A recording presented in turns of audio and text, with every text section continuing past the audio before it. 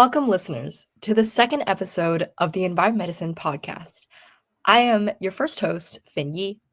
And I am your host, Gianna Varona. Welcome to the second episode of the Environment Medicine podcast with us as your host. This episode's Yeah. title is Unveiling the Air We Breathe. Welcome. To those who have been listening since episode 1, welcome back. And to our new listeners, hi. It's so nice to have you here. Yes, welcome to our student run nonprofit organization that aims to highlight the intersection of the environment and medicine. And for today's episode, we'll be tackling the impacts of air pollution in our environment and in our own health. So let's start with defining air pollution. Air pollution is the presence of harmful substances in the air. So this can include chemicals, particulate matter, as well as biological materials.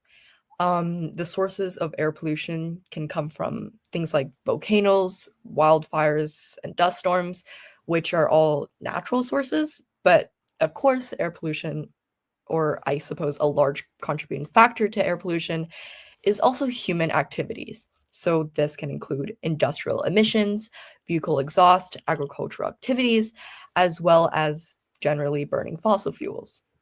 So, some types of air pollutants include particulate matter, or tiny particles suspended in the air, such as dust, dirt, soot, and smoke. Nitrogen oxides, which are gases produced from vehicle emissions and industrial activities. Sulfur dioxide, which is a gas released by burning fossil fuels in industrial processes, and carbon monoxide, a colorless, odorless gas from vehicle exhaust and incomplete combustion of fossil fuels. We also have ozone, which is a harmful gas at ground level, formed by the reaction of sunlight with pollutants like volatile organic compounds and nitrogen oxides, and volatile organic compounds, which is an organic chemical that can evaporate into the air and contribute to ozone formation. So, Finn, how does this impact human health? Yeah, that's a great question. I think that first, focusing on the short-term effects, it definitely irritates the eyes, the nose, as well as the throat. It causes respiratory issues, so such as coughing and shortness of breath. And personally, I live in BC, in Canada, where we have, or there recently has been a lot of wildfires. And so I have a few friends that have asthma, and it's definitely been particularly difficult for them. So I would also say that air pollution exacerbates problems like asthma as well as allergies. And it's definitely been a huge problem and as well as a widespread issue around the area, even if we're not living directly next to the forest. Um, but on the other hand, there's also long-term effects. So things like chronic respiratory diseases, including chronic bronchitis and COPD, or even chronic obstructive pulmonary disease. This can also include cardiovascular diseases, which at the worst of cases leading to heart attacks and even strokes. And of course, with the air that we breathe in through our lungs, it's also a contributing factor to cancer. And this is also definitely a big impact on a child's development and cognitive function because of all the harmful chemicals that we're breathing in from the air. And of course, in the very worst, leads to premature death. Continuing on this, air pollution can have significant economic, social, and environmental impacts. It definitely undermines livelihoods. It also increases the cost of healthcare and contributing to environmental injustices, especially amongst marginalized communities. And so I would say that regulation and enforcement is incredibly important to prevent contamination and overall protect the public health. I would say that it's very important to put our foot forward in promoting sustainable practices in industry, agriculture, and even waste management, all of the things that contribute to air pollution now is very essential to mitigate the pollution that we have in the first place. In addition, community involvement, so things like grassroots movements, which are, I suppose, like regional collaborations where people find ideas of an issue and they come together to tackle it. Advocacy and even education is crucial to promoting understanding and raise awareness.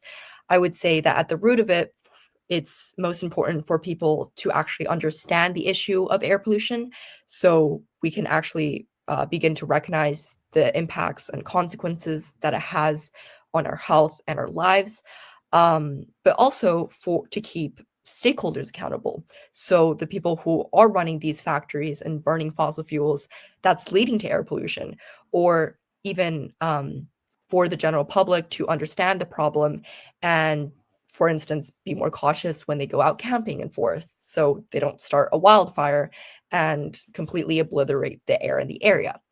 So definitely education is important, but also keeping stakeholders accountable. And lastly, I would say that empowering communities to take part in decision-making processes to better this problem is vital for achieving air quality and environmental justice in the area. So now let's move on to some case studies and dive into some real-world examples to better understand the impacts of air pollution. A really interesting one is the London smog of 1952. So, Gianna, would you like to share more about that? Yes, of course. So, the Great Smog of London was a severe air pollution event that impacted the British capital in December 1952. Due to the bad combination of cold weather, windless conditions, and airborne pollutants from the use of coal, a thick layer of smog covered the city. This event had devastating impacts on the health of both animals and people. The smog was so dense that visibility was reduced to only a few meters, and it lasted for several days. It was estimated that the smog caused around 12,000 premature deaths and many more cases of respiratory problems. It also led to significant changes in environmental policies, such as the Clean Air Act of 1956, which was also introduced as a direct response to this disaster, aiming to reduce air pollution by controlling domestic sources of smoke pollution. That's a really interesting case, actually. Um, and in addition, there are also so many other similar cases, such as the Delhi air pollution crisis, and they all point at one problem, which is air pollution. And so, with that, there are a lot of frequently asked questions by youths and others who want to learn more about air pollution. So, let's answer them right here. Beginning with question one: how does air pollution disrupt ecosystems, and what are the long term consequences for biodiversity? So, air pollution introduces harmful substances like chemicals and particulates into the environment. So, these pollutants can damage plants, reduce reproductive rates in wildlife, and disrupt food chains. Long term consequences can include loss of species, reduced biodiversity, and weakened ecosystems that are less resilient to changes and other stressors. So, Finn, what are the primary industrial activities contributing to air pollution and how can they be regulated effectively? That's a really great question. I would say that primary industrial activities include um, things like chemical manufacturing, mining, oil refining, and even power generation. I would say that effective regulation can include things like enforcing emission limits, requiring the use of pollution control technologies, and monitoring air quality regularly. Pretty much just putting restrictions on the sources of air pollution so we can kind of tackle the problem at the very root of it.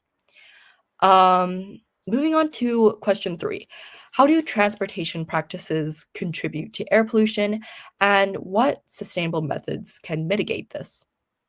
So, transportation contributes to air pollution through emissions from vehicles, especially those using gasoline and diesel, like, for example, airplanes or cars, boats, whatnot. Sustainable models include promoting electric vehicles, improving transportation, and encouraging carpooling, and especially developing infrastructure for biking and walking. And so now on to our final question. Finn, how does air pollution disproportionately affect marginalized and low income communities? Marginalized and low income communities often live near industrial areas or high traffic zones, which means they are exposed to higher levels of pollution because there's a greater amount of air pollution that comes from those areas.